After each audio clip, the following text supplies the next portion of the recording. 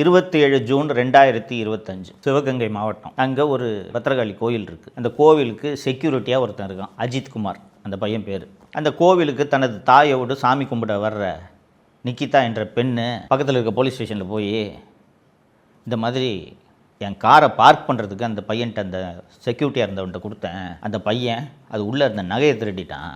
நகை எப்போ திருட்டு போச்சுன்றது எங்களுக்கு தெரியும்னா போகிற வழியில் நான் காரை நிறுத்தி செக் பண்ணேன். செக் பண்ணும்போது என் நகை காணா போச்சுன்றது எனக்கு தெரிய வந்துச்சுன்னு போய் போலீஸ் ஸ்டேஷனில் கம்ப்ளைண்ட் கொடுக்குறாங்க. அந்த புகார் உண்மையாக கூட இருக்கலாம்.